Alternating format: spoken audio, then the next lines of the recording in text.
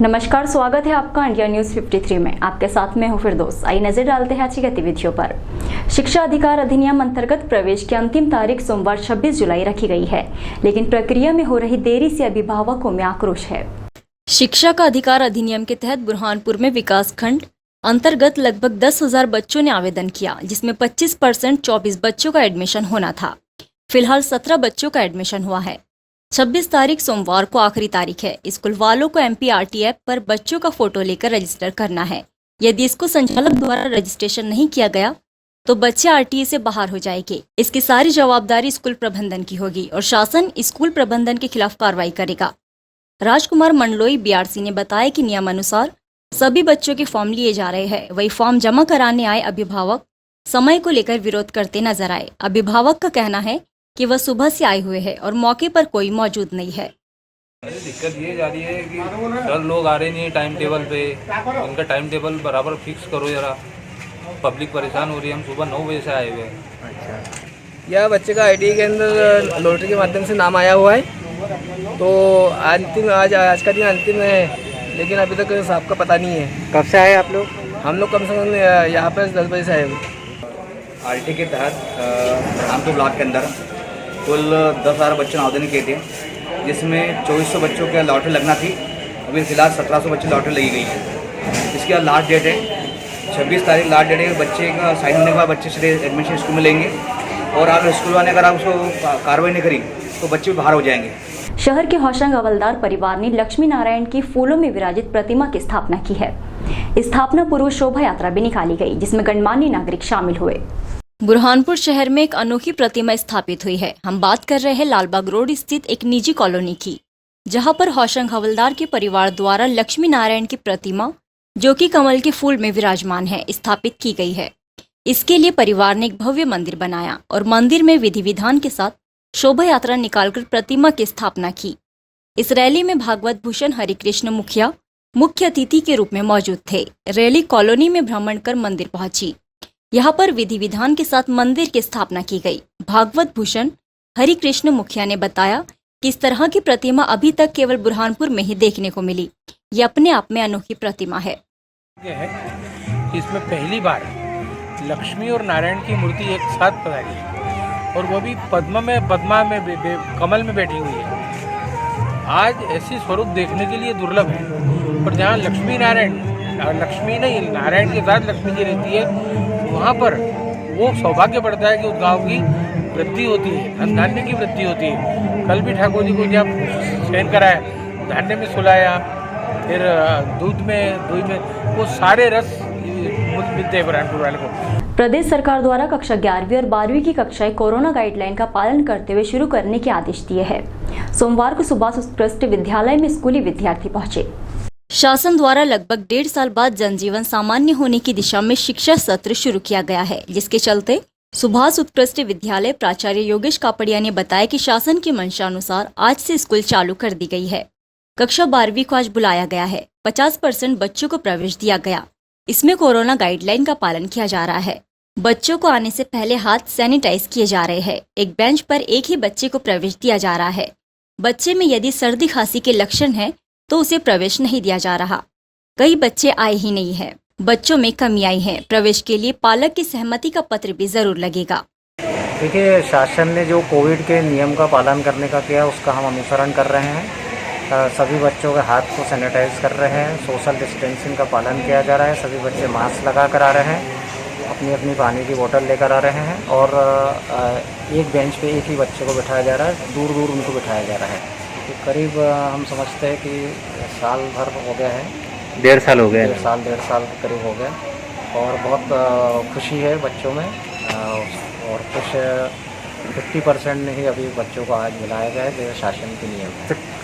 बरसात के मौसम में ताप्ती नदी अपने पूरे उफान पर है। बाढ़ के इस पानी में कई लोग अपनी जान जोखिम में डालकर पुल से छलांग लगाकर बहादुरी दिखाने की गलतियां कर रहे हैं। समय रहते इन्हें रोकने की व्यवस्था की जानी चाहिए। हालांकि स्थानीय लोगों द्वारा समझाइश भी दी गई, लेकिन वो भी बेअसर दिखाई दी। बारिश के चलते अभी सभी नदी नाले उफान पर चल रहे हैं। इसी बीच बुरहानपुर से एक लापरवाही की तस्वीर सामने आ रही है। यहाँ पर ताप्ती नदी के 40 फीट ऊंचे पुल से युवक स्टंट बताने के लिए छलांग लगा रहे हैं और नदी से इस पार से उस पार जा रहे हैं। जिसमें कई नाबालिग युवा भी शामिल है। जब इस पूरे मामले में प्रत्यक्षदर्शियों से बात की तो उनका कहना है कि जो युवक ताप्ती पुल पर से छलांग लगा रहे हैं उन्हें तैरना आता है, लेकिन शायद वह ये भूल गए कि इस वक्त ताप्ती नदी का जल स्तर बढ़ा हुआ है और पूर के पानी में अच्छे अच्छे तैराक पानी की गहराई को भाप नहीं पाते हैं और डूब जाते हैं। जब युवा स्टंट दिखा रहे थे तो मौके पर ना तो कोई पुलिस जवान मौजूद था और ना ही सुरक्षा के कोई इंतजाम मौके पर मौजूद थे। स्थानीय लोग भी युवाओं को मना कर रहे हैं, लेकिन मानने को लोग तैयार नहीं है। नहीं, बच्चों को आदत है तैरने की। हाँ, आप लोग स्टैंड बता रहे हैं। हाँ, के लोग हैं सब, ये मासूम बाबा के आसपास का लगता नहीं घटना हो जाए, कोई दिक्कत हो जाए। तैरा के बच्चे ये बच्चों को जितना मना करो वहाँ उतना मानते नहीं है। अब अगर इनको मना करो तो इनके माँ बाप लड़ने आते हैं, इसलिए हम मना नहीं करते। तो यहाँ देखा हादसे भी होते रहते हैं। हाँ, हादसे भी होते रहते हैं। ये हमने वहाँ फोर्स लगाया है और उस तरफ से जैनाबाद तरफ से शिकारपुरा से लगाया है और कोतवाली मतलब इस तरफ से कोतवाली वालों ने बल लगाया है। मेरे को मैंने हिदायत दी है वहाँ पुल पे किसी को भी नहीं आने देंगे, आवागमन रहेगा, पर इस टाइप की जो आवारा टाइप घूम रहे हैं लोगों को वहाँ से हटाएंगे। उपनगर लालबाग में रेलवे कर्मचारियों द्वारा धिक्कार दिवस मनाकर विरोध प्रदर्शन किया गया। कर्मचारी यूनियनों की गतिविधियों को कमजोर करने के लिए सरकार द्वारा कथित रूप से फोन टैपिंग किए जाने को लेकर प्रदर्शन हुआ। बुरहानपुर रेलवे स्टेशन पर रेलवे कर्मचारियों द्वारा धिक्कार दिवस मनाया गया। मंडल अध्यक्ष पुष्पेंद्र कापड़े ने बताया कि केंद्र सरकार द्वारा इजराइल की कंपनी के माध्यम से भारतीय प्रमुख लोगों के फोन टेप किए जा रहे हैं। उनकी गतिविधियों पर निगरानी रखी जा रही है। ऑल इंडिया रेलवे फेडरेशन के महामंत्री शिव गोपाल मिश्रा, इनका फोन भी जनवरी 2019 से लगातार टैप किया जा रहा है, क्योंकि श्री गोपाल मिश्रा ने बोनस के समय हड़ताल की चेतावनी दी थी। कर्मचारियों के डीए बंद करने पर भी चेतावनी दी थी। रेल कर्मचारी जो 17 जून 2016 को प्रथम स्थान पर है, ऐसे यूनियन के साथ वे मौजूद है। यूनियन की गतिविधियों को कमजोर करने के लिए सरकार फोन टेप के माध्यम से ऐसे प्रयास कर रही है कि यूनियन के संगठन कमजोर हो सके, जिसके लिए 7516 रेलवे स्टेशनों पर काला फीता लगाकर विरोध प्रदर्शन किया जा रहा है। बुरहानपुर के मंडल अध्यक्ष पुष्पेंद्र कापड़े को भी यकीन है कि उनका भी फोन टेप किया गया। कर्मचारी विरोध प्रदर्शन कर रहे हैं। एक्चुअली आप लोगों को पता होगा कि पिछले कुछ सप्ताह से संसद में जासूसी कांड पर बहस चल रही है और इजराइल की जो ऐप है इसके माध्यम से भारतीय लोगों की जासूसी की गई। उस जासूसी में नेशनल मजदूर यूनियन और ऑल इंडिया फेडरेशन के महामंत्री श्री शिव गोपाल मिश्रा जी की भी फ़ोन को, जो हमारी यूनियन के सबसे बड़े लीडर है, जनवरी 2019 से टेप किया जा रहा था। उनकी गतिविधियों पर निगरानी की जा रही थी। चूँकि शिव गोपाल मिश्रा जी द्वारा पिछले बोनस के समय पर सरकार को हड़ताल की चेतावनी दी गई थी। डीए के समय में सख्त रूप से कहा गया था कि हम केंद्र सरकार के जितने कर्मचारी रेलवे में कार्यरत थे वो सभी लोग हड़ताल पर जाएंगे, आप कर्मचारी के हितों को अनदेखी नहीं कर सकते। तो उनकी गतिविधियों को लगातार वॉच किया जा रहा था और ये संविधान में हम लोगों को ये अधिकार दिया गया कि हम अपनी निजता के अनुसार, हमारा जो निजी वक्त है उसको किसी और को नहीं मालूम होना चाहिए, लेकिन संविधान के नियमों को तोड़ते हुए, संविधान का उल्लंघन करते हुए हमारे नेताओं का इन्होंने फोन टेप किया है। और हमारी जो गतिविधियाँ यूनियन संचालित, इसका एकमात्र लक्ष्य है यूनियन को कमज़ोर करना और जो रेलवे का निजीकरण हो रहा है उसको बढ़ावा देना, क्योंकि हम निजीकरण का सख्त विरोध करने वाले फेडरेशन, महीने में एक आध बार उनसे कभी ना कभी बात हो जाती है। निश्चित तौर से हमारा फोन दोनों के बीच जो वार्तालाप हुआ यूनियन के संबंध में वो भी कहीं ना कहीं टेप हुआ होगा। तो इसका विरोध करते आज पूरे भारतीय रेलवे के 7516 रेलवे स्टेशन पर हम लोगों ने धिक्कार दिवस के रूप में काली पट्टी लगाकर विरोध प्रदर्शन किए हैं। खंडवा में नाबालिग का प्रसव और नवजात की खरीद फरोख्त के मामले में पुलिस ने 5 आरोपियों के खिलाफ मामला दर्ज कर जाँच शुरू कर दी है।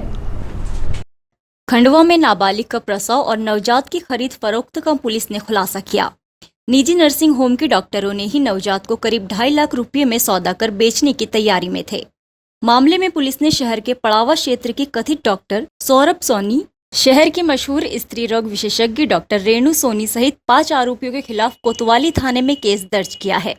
इस पूरे मामले का खुलासा तब हुआ जब बच्चे की देखरेख कर रही महिला ने पुलिस से शिकायत की। पुलिस के मुताबिक मेडिकल चौराहा स्थित सोनी हॉस्पिटल की संचालिका डॉक्टर रेणु सोनी और पड़ावा स्थित स्वाति फार्मा के डॉक्टर सौरभ सोनी द्वारा नाबालिगों का अवैध रूप से प्रसव कराया जा रहा है। शक है कि अवैध गर्भपात और अवैध प्रसव का ये खेल लंबे समय से जारी है। अवैध प्रसव से पैदा हुए नवजात बच्चों को बेच दिया जाता है। इस मामले में नवजात का 2.5 लाख रुपये में सौदा भी कर लिया गया था। इस मामले का खुलासा होने के बाद देर रात पुलिस ने सभी 5 आरोपियों के खिलाफ केस दर्ज कर लिया है। जो भी पुलिस इन्वेस्टिगेशन हो रहा है उसमें मैं सहयोग पूरी तरह से दे रहा हूँ और जो भी मामला है आज भी कुछ अखबारों में प्रेषित हो गया है और मैं पूरा सहयोग पुलिस को कर रहा हूँ। जैसा भी इन्वेस्टिगेशन हो रहा है वो आपके सामने सब आता जा रहा है, आएगा। सर जैसा कह रहे हैं कि डिलीवरी आपके यहाँ हुई उसके बाद बच्चा यहाँ से गया, तो आपको इस बारे में कोई जानकारी नहीं थी सर? हमने तो अब जो पुलिस ने इन्वेस्टिगेशन करी है उसके अनुसार सब बता दिया है हमने। ये दिनांक 23 को एक हमें शिकायत मिली थी, एक महिला आई थी जिसके पास एक नवजात शिशु था। उसके द्वारा ऐसा बताया गया कि उसके 2 दिन के लिए सेफ कीपिंग के लिए उसको कुछ लोगों ने वो बच्चा दिया था, और जब वो उस महिला को उस बच्चे के संबंध में संदेह हुआ कि इसके साथ या तो कुछ लेन देन या खरीद फरोख्त इस बच्चे के विषय में चल रहा है, जिसके आधार पर सीधे मेरे कार्यालय में उसने शिकायत किया था, और जिसमें CSP खंडवा को दिया। उन्होंने तत्परता से जाँच किया और ये पता लगाया कि ये नवजात बच्चा एक नाबालिग लड़की जो कि प्रेग्नेंट थी, इसको डिलीवरी कराया गया, और उसके बाद इस बच्चे को बिना CWC चाइल्ड वेलफेयर कमेटी को सूचना दिए इस बच्चे को बेचने के उसमें लगे हुए थे। और जिसके आधार पे इसमें हमने JJ एक्ट, पॉक्सो एक्ट और IPC की विभिन्न धाराओं में 5 आरोपियों के खिलाफ इसमें मुकदमा हमने दर्ज किया है, और लगातार उनसे पूछताछ जारी है 4 लोगों से, और इसमें जैसे विवेचना पाया जाएगा उसके आधार पर अग्रिम कार्रवाई इसमें की जाएगी। उसमें 2 डॉक्टर हैं, 1 नर्स हैं, और बाकी 2 हॉस्पिटल या क्लिनिक के स्टाफ हैं।